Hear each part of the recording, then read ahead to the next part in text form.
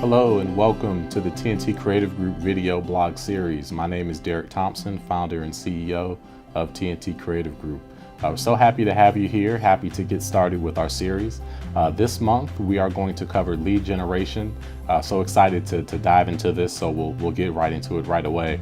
I do want to give you a preview of next month. We're so excited that we're going to feature website security. So please make sure that you tune in next month for website security. But again, we're going to talk about lead generation this month. We have 3 weeks left this month. So we're going to talk about lead generation overall. Today, we're going to focus on creating offers, and we're also going to talk about creating your landing pages. So that's what we're going to focus on today. Then as we go into next week, we're going to cover your forms. And then lastly, we're going to cover how to promote your offer. So those are all the things that we're going to cover this month. Again, this is for anyone that is running a business, manager of a business, anyone that's in charge of marketing. This is for you. So make sure you tune in every week to all the topics that we're going to have for you week in and week out. So let's get started. So diving into lead generation, let's talk about what makes a good lead. First off, you have many people that are invisible online. So if you're invisible, that's a big issue. You're not going to get any leads if you're invisible. But there are a lot of people that are getting traffic, but they're simply not converting that traffic. They're not capturing those leads, capturing information, capturing names and email addresses. So we're going to help you with that issue right now. Leads are the name of the game. If you're in marketing, you're measured by how many leads you get. There's only 1 out of every 10 companies that are actually happy with their lead generation. So the definition of a good lead generation model is that you're actually bringing in leads while you're sleeping. So if you're bringing in leads while you're sleeping, you're in great shape. If you're not, we're going to help you get there with some tips throughout this series. Okay, so let's talk about the mechanics of lead generation. So there are 4 key elements of lead generation, and we'll talk about each one in depth, but first let's just list them. Number 1, you have to have an offer. Number 2, a call to action. Number 3, a landing page. And number 4 is a form. Now let's talk a little more about an offer. An offer is a piece of content that is perceived high in value. Some examples of an offer would be an ebook, white papers, free consultation, coupons, or product demonstration. Those are all examples of an offer. So we'll dive a little deeper into how to actually create the best offer for your business. The second piece of lead generation is call to action. Now with the call to action is simply text, image, or a button that links directly to a landing page so people can find and download your offer. So it's very important to have that call to action, and we'll talk about how to make your call to action stand out throughout the series. The third element is a landing page. You have to have a landing page, and a landing page is a specialized page that contains information about one particular offer and a form to download that offer. So we'll talk more about landing pages next week. And the final element of your lead generation funnel is a form. A form, you can't capture leads without forms. So a form is the most important element of it.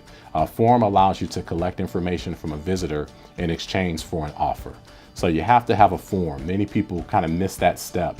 So you're promoting things all day long, but you're not capturing information. You have to have a form in order to do that. So we'll talk about that a little more next week as well.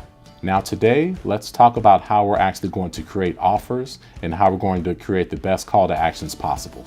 So now let's talk about creating an offer. The key is to create irresistible offers. As marketers, you're charged with getting people to say yes to whatever offer it is that you're pulling out there.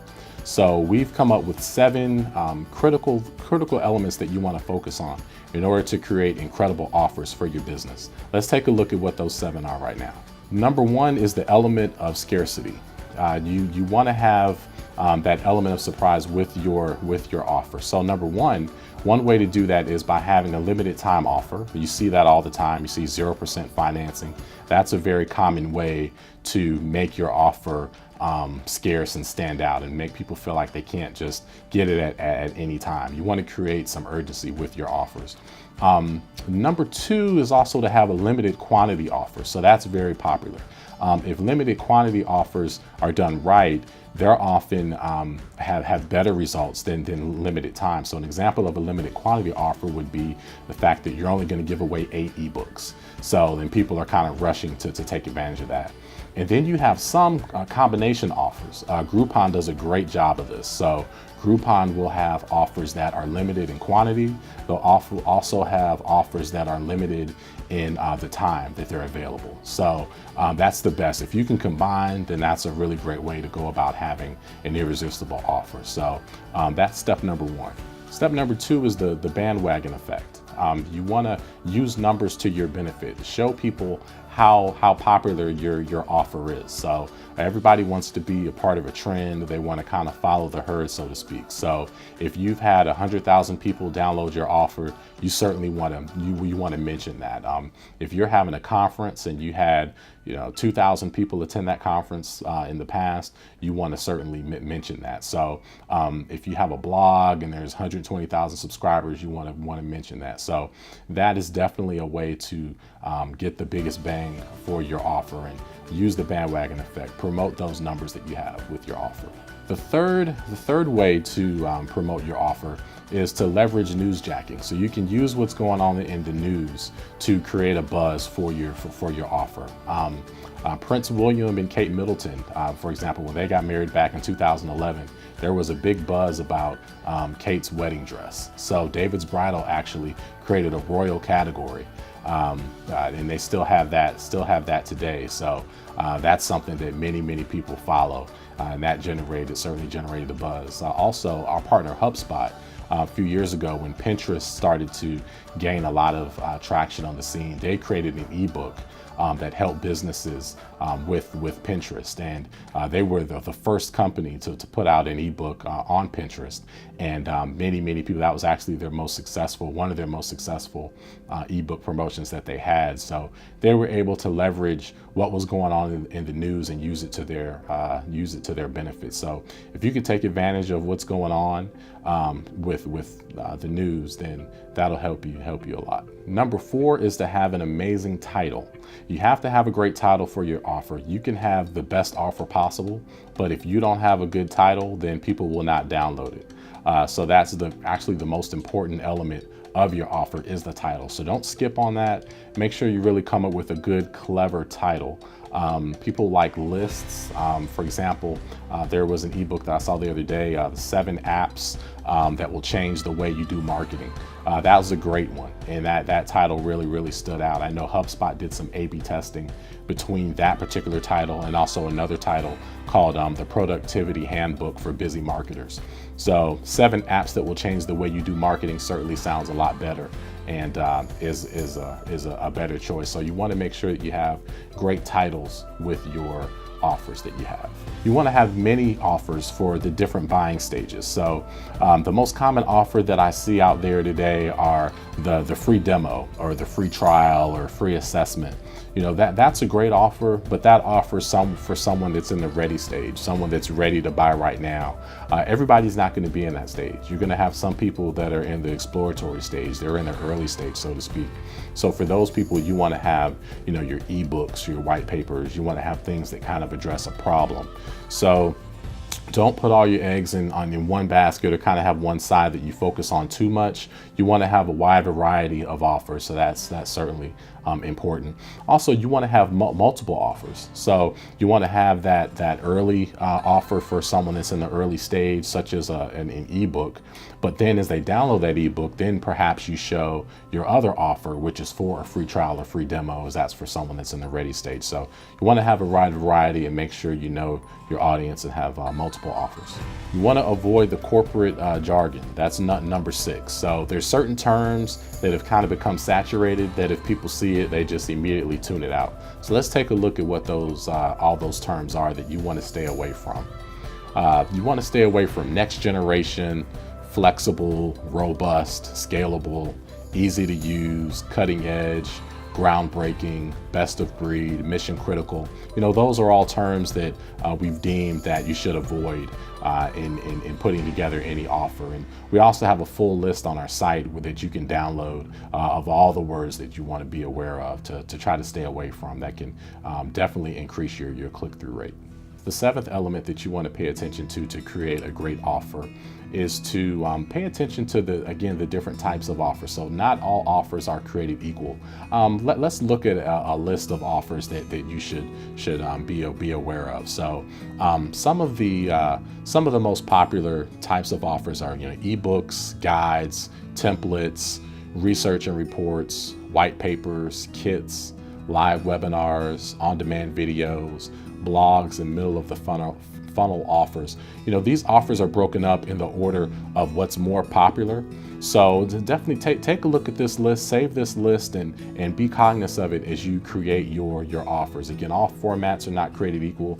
You want to have different formats for different stages. So as you create your offer, I want you to take some time over the next week and try to create a couple of offers, and we'll guide you through the rest of the process. Okay, so now that we've talked about offers, let's get to the next step that we're going to talk about this week, and those are call to actions. The call to actions are so important. They're the secret sauce to actually converting leads. So you want to make sure that your call to actions stand out. You want to make sure they're colorful. They're not part of the same color palette of your website. There's a ton of tips that we're going to dive into. There's actually 6 key tips that we're going to go into. So let's dive into those tips right now. Number 1, place your call to action where the eye can see. You want your call to action to be above the fold. I see many people have their call to actions below the fold where you have to scroll down the page to see it. You're going to lose 50% of your leads right there. So you want to certainly keep your call to action high above the fold. Make it as visible as possible for your customers. That's step number 1. Step number 2, you want to be extremely clear with your call to action. You want to let people know exactly what you're offering. So if you're offering a free ebook, make sure you state that it's a free ebook. You want to state exactly what you're offering. Many times people will simply have download, or they'll be very vague with it, and you want to be as specific as possible. So that's step number 2. Step number 3, you want to make sure that your call to action stands out. Again, you want to use colors that are different from your color palette. Here at TNT Creative Group, our colors are blue and silver. So typically for our call to action, we'll go with a nice orange. We'll go with something that really stands and pops out. Take a look at this example here. So you can see there's an example from Evernote, and they have a green call to action, and you can see that button kind of gets lost. There's a green button that's on a green background. You lose it and you can't really find it. Even if that button were yellow, it would really stand out. So you want to make sure that your call to actions don't get lost. So that's step number 3. Number 4, link your call to action to a dedicated landing page. Oftentimes we see call to actions go to the home page, and then you have to dig your way through that home page. You never want to do that. You always want to have your call to action go specifically to a dedicated landing page at all times. And of course, you want to make sure that landing page has a form, which we'll dig into later. So that's a very important element. Number 5, call to actions are not one size fits all. So you don't always just simply put them on the home page or put them on a product page. You can put them anywhere. You can put call to actions in email. You put call to actions in blogs. You can put call to actions within other offer pages. So you want to put your call to actions everywhere. That will increase your odds of lead generation. So number 5 is to put your call to action everywhere. And last but not least, number 6 for call to actions is to place your call to action on thank you pages. So anytime you have an offer, someone downloads that offer, you want to give them a thank you page to get that offer. Well, that's another opportunity for a call to action. So for example, if you're an online school that teaches Microsoft Excel classes, which one of our customers does that, and if they have an offer to learn about Excel, well then on that page where they're offering an ebook, they should have another call to action where you can actually get a discount on taking a class. So thank you pages are one of the best places where you can put call to action buttons. So you don't want to miss that critical step of call to action buttons. All right, so that concludes the first week of lead generation. Again, today we talked about the mechanics of lead generation. We talked about creating an offer, creating a call to action button. And then we touched on landing pages and forms, which we'll dive deeper into next week. So make sure you stay tuned for that.